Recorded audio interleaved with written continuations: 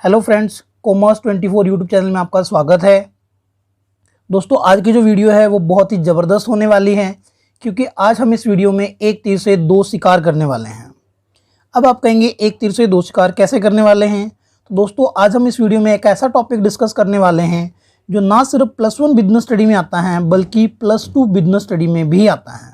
तो दोस्तों, जो +1 क्लास में हैं तो उनके लिए टॉपिक और भी इम्पॉर्टेंट हो जाता है, बिकॉज उनको इस साल तो इस टॉपिक को पढ़ना ही है, नेक्स्ट ईयर भी इसको पढ़ना है। दोस्तों, +1 में टॉपिक ऑब्जेक्टिव्स ऑफ बिजनेस के नाम से हैं, और अगर मैं +2 क्लास की बात करूं तो +2 कॉमर्स में टॉपिक आपका 12th बिजनेस स्टडी में टॉपिक ऑब्जेक्टिव ऑफ मैनेजमेंट के नाम से आता है। तो चलिए दोस्तों, इसको स्टार्ट करते हैं। और दोस्तों, वीडियो को स्टार्ट करने से पहले अगर आप इसका स्क्रीनशॉट लेना चाहते हैं तो लेके अपने पास रख सकते हैं, क्योंकि ये स्क्रीनशॉट एक तरह के आपको notes at a glance provide कर देता है। और अगर आपको एग्ज़ाम टाइम में इस टॉपिक को रिवाइज करना है तो बस इसको एक बार देखने से ही पूरे का पूरा टॉपिक आपका रिवाइज हो जाएगा। चलिए दोस्तों, अपनी वीडियो को स्टार्ट करते हैं।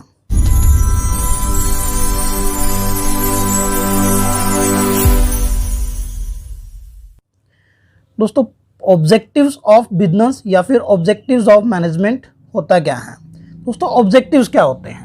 ऑब्जेक्टिव वे फाइनल पॉइंट्स होते हैं जिनके लिए बिजनेस की सभी एक्टिविटीज की जाती हैं।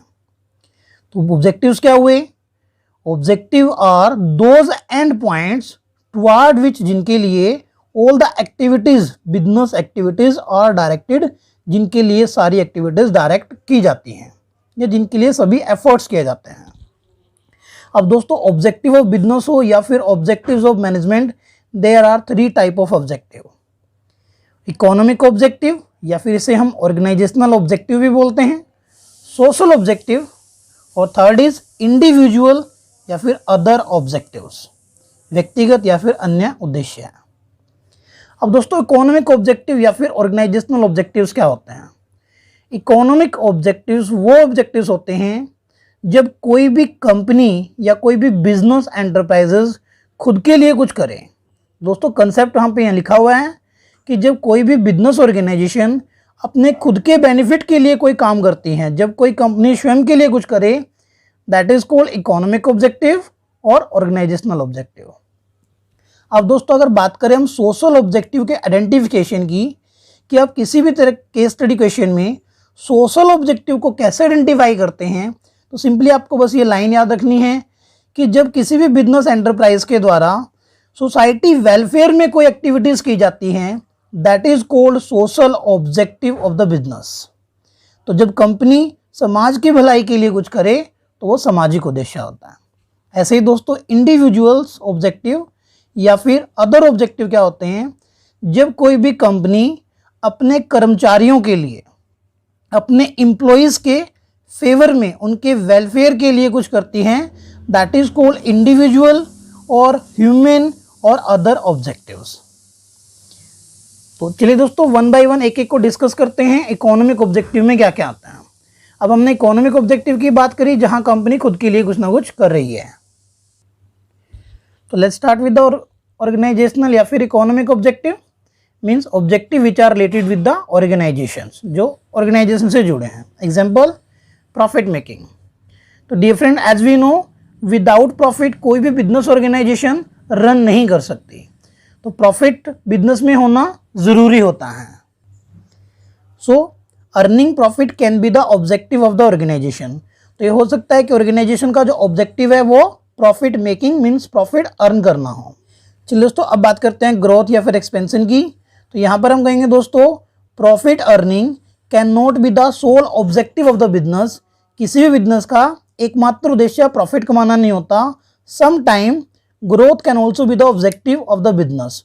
हो सकता हो बिजनेस ग्रोथ या एक्सपेंशन भी उसका मोटिव हो। अब ग्रोथ की सेंस में हो सकती है।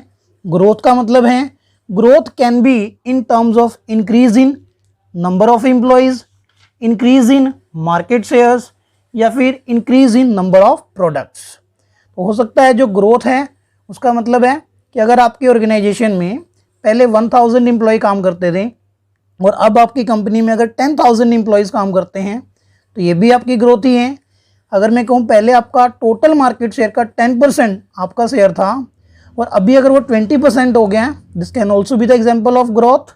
और ऐसे ही अगर नंबर ऑफ प्रोडक्ट हमारे बढ़ जाएं जो हम मैन्युफैक्चर करते हैं, से पहले आप 1 लाख प्रोडक्ट मैन्युफैक्चर करते थे ईयरली, अब आप अगर 2 लाख प्रोडक्ट मैन्युफैक्चर करते हैं, this can also be the example of growth. अब दोस्तों बात करते हैं सर्वाइवल की। सर्वाइवल का मतलब होता है मार्केट में बने रहना, market standing. It means present में मार्केट में बने रहना एज वेल एज फ्यूचर में भी हम मार्केट में बने रहें, दिस इज कॉल्ड सर्वाइवल। तो survival can also be the objective of the business. किसी बिजनेस का ऑब्जेक्टिव सर्वाइवल भी हो सकता है कि वो सिर्फ कंपटीशन के स्टैंड में मार्केट में बने रहें। तो सर्वाइवल कब पॉसिबल है दोस्तों? तो मार्केट में आप सर्वाइव तब कर सकते हैं जब आपका जो बिजनेस है वो अपनी सभी कॉस्ट को कवर कर रहा हो, मतलब आप इतना रेवेन्यू जनरेट कर रहे हैं जिससे कि आपकी सभी जो कॉस्ट है फिक्स्ड और वेरिएबल वो कवर होती हैं। अब दोस्तों नेक्स्ट अगर बात करें तो वो है आपका इनोवेशन। तो हम यहाँ पे कहेंगे कि इनोवेशन भी बिजनेस का ऑब्जेक्टिव हो सकता है। इनोवेशन का मतलब होता है कोई भी चीज़ नई करना। अब चाहे आप नया प्रोडक्ट बनाते हो या फिर न्यू मेथड ऑफ प्रोडक्शन लेकर आते हो या न्यू कोई टेक्निक लेकर आते हैं या नया कोई ऑफर लेकर आते हैं प्रोडक्ट को सेल करने के लिए, these are the example of innovation. कुछ भी नया करना इनोवेशन होता है। अब जैसे कि हम देखते हैं कि जो सैमसंग कंपनी है वो हर 2-3 महीने के बाद अपने ही किसी प्रीवियस मॉडल को बीट करने के लिए अपना ही कोई नया मोबाइल लॉन्च कर देती है। जैसे पहले सैमसंग ने M30 लॉन्च किया और उसके बाद फिर M30s लॉन्च कर दिया मोबाइल कुछ एक्स्ट्रा फीचर के साथ में, तो अपने ही मॉडल को बीट कर दिया। वाई? बिकॉज कंपनी को पता है कि अगर कंपनी अपने प्रोडक्ट में इनोवेशन नहीं करेगी तो ह्यूमन टेंडेंसी है कि हम किसी प्रोडक्ट, चाहे कितना भी अच्छा प्रोडक्ट हो, कुछ टाइम के बाद उससे बोर हो जाते हैं। तो आपके जो कस्टमर होंगे वो उन कंपनी पे चले जाएंगे जो इनोवेशन कर रहे हैं। सो दैट्स वाई बिजनेस का जो ऑब्जेक्टिव है वो इनोवेशन भी हो सकता है। अब दोस्तों हम बात करें फिजिकल या फिर फाइनेंशियल सोर्सेज की, तो यहाँ पर भी हम क्या कह सकते हैं, as we know that resources are limited, resources are generally limited for a business organisation. कि जो रिसोर्सेज होते हैं वो किसी भी बिजनेस ऑर्गेनाइजेशन के लिए लिमिटेड होते हैं। तो दैट्स वाई उन रिसोर्सेज का ऑप्टिमल यूज करना वो भी बिजनेस का एक ऑब्जेक्टिव हो सकता है कि फिजिकल और फाइनेंशियल सोर्सेज को हम ऑप्टिमल, मतलब उनका ऐसा यूज करें जिससे कि हमारी जो वेस्टेज हो वो मिनिमम हो और वो उनका बेस्ट यूज पॉसिबल हो सके।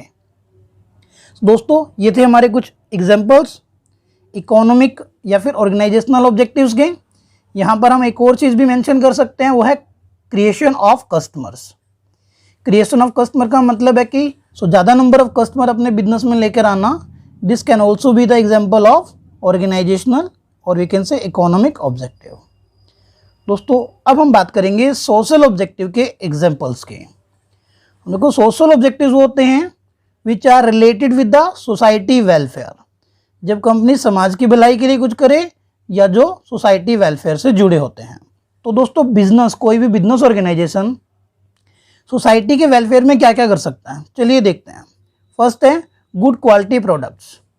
तो मीन बिजनेस जो है वो अच्छी क्वालिटी के प्रोडक्ट बना सकता है, वो भी सोसाइटी वेलफेयर है अगर वो उसमें अडल्ट्रेशन नहीं करता हो, तो मिलावट ना करे और high quality product, better quality product वो मैन्युफैक्चर करें।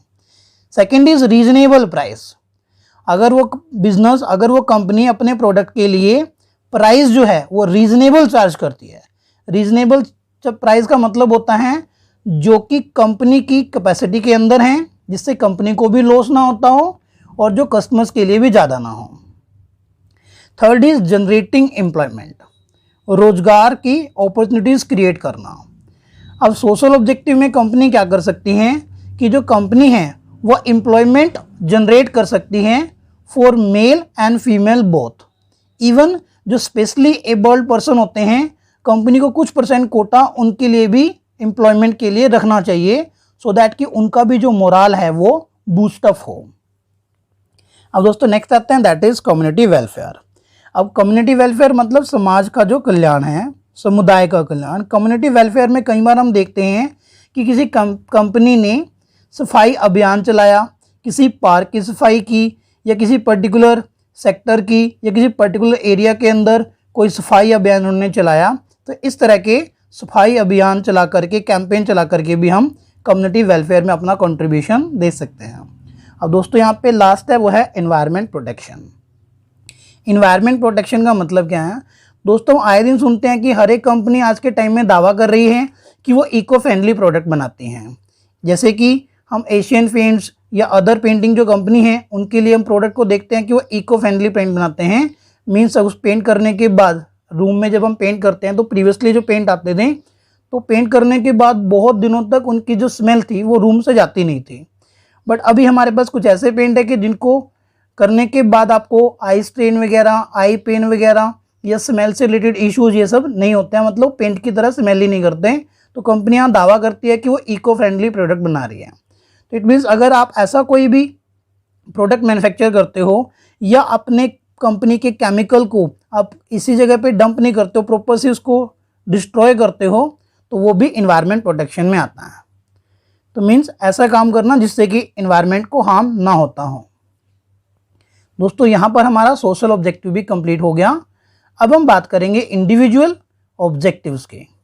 अब इंडिविजुअल ऑब्जेक्टिव्स वो होते हैं which are related with the employees of the company, जो कंपनी के एम्प्लॉयज से जुड़े हुए हैं।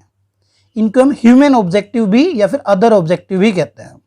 अब देखो दोस्तों, कंपनी अपने कर्मचारियों के वेलफेयर के लिए क्या कर सकती हैं। अगर उनको फेयर रेम्यूनरेशन दिया जाता है, मीन्स उनको इतनी वेजेस या सैलरी दी जाए जिससे कि उनकी basic need, for example food, shelter, cloth, medicines, कि जब वो बीमार हो जाएं तो अपना एटलीस्ट इलाज करवा सकें, इतनी वेजेस या सैलरी एम्प्लॉयज़ को ज़रूर पे की जानी चाहिए। सेकेंड है टाइमली सैलरी एंड बोनस। दोस्तों कंपनी अगर अपने एम्प्लॉयज़ को टाइमली सैलरी दे रही है या उनको बोनस भी दे रही है, this is also the example of individual objectives. Third है दोस्तों safety of worker. Safety of worker का मतलब है कि जहां पर वर्कर काम कर रहे हैं वहां पर उनकी सेफ्टी, उनकी लाइफ की सुरक्षा को लेकर के पूरे इंतजाम किए गए हों। जैसे कि अगर मैं बात करूं, अगर आप किसी केमिकल फैक्ट्री में काम करते हैं तो मास्क वगैरह, फायर इंसुलेशन वगैरह प्रॉपर वहाँ पर इंस्टॉल किए गए हों। अगर आप किसी ऐसी कंपनी में काम करते हैं जहाँ पर आपको इलेक्ट्रिकल वायर के साथ डील करना पड़ता है तो ग्लव्स वगैरह की प्रॉपर फैसिलिटी वहाँ पे की गई हो। अब दोस्तों नेक्स्ट हमारे पास healthy working environment. Healthy working environment का मतलब हुआ वर्कर्स को एक ऐसा एनवायरनमेंट प्रोवाइड करना जो इनकी हेल्थ के लिए सही हो, जिसमें प्रॉपर लाइटिंग हो, प्रॉपर वेंटिलेशन हो, हवा वगैरह हो, तो उसे हम एक हेल्दी वर्किंग एनवायरनमेंट बोलते हैं, जहाँ पर सबके साथ एक जैसा ट्रीटमेंट किया जाता हो, कोई पार्शियलिटी वहाँ पर ना की जाती हो। अब दोस्तों लास्ट है यहाँ पे प्रोवाइडिंग ट्रेनिंग। अगर कोई कंपनी अपने वर्कर्स को ट्रेनिंग प्रोवाइड करती हैं तो इससे भी जो वर्कर्स हैं उनकी मार्केट वैल्यू इंक्रीज होती है, क्योंकि अनट्रेंड वर्कर की वैल्यू कम होती है। अगर कोई ट्रेंड वर्कर है जिसको सब कुछ आता है तो उसकी वैल्यू ज़्यादा होती है। तो अपने कर्मचारियों को ट्रेनिंग प्रोवाइड करवाना भी इंडिविजुअल ऑब्जेक्टिव्स में आता है। दोस्तों यहाँ पर हमारा ये टॉपिक कंप्लीट हो जाता है। उम्मीद करता हूँ इतनी मेहनत के बाद ये वीडियो आपको पसंद आई होगी और आपको हर एक पॉइंट पूरी तरह से क्लियर रहा होगा। और दोस्तों अगर वीडियो आपको अच्छी लगी हो तो लाइक ज़रूर करें। और दोस्तों इसका आप स्क्रीनशॉट लेकर के रख सकते हैं एग्ज़ाम टाइम में रिवीजन के लिए, या फिर डिस्क्रिप्शन में दिए गए लिंक पर आप हमें कॉन्टैक्ट कर सकते हैं। दोस्तों अगर आप कॉमर्स टीम से बिलोंग करते हैं और अकाउंट और बिजनेस से रिलेटेड किसी भी तरह के आपको प्रॉब्लम को फेस करना पड़ रहा है तो आप डिस्क्रिप्शन में दिए गए लिंक पर हमें कॉन्टैक्ट कर सकते हैं। हम विदिन 24 आवर्स में आपको कॉन्टैक्ट करने का, आपकी प्रॉब्लम का सलूशन आपको प्रोवाइड करने का प्रॉमिस करते हैं। दोस्तों वीडियो देखने के लिए आप सबका बहुत बहुत धन्यवाद।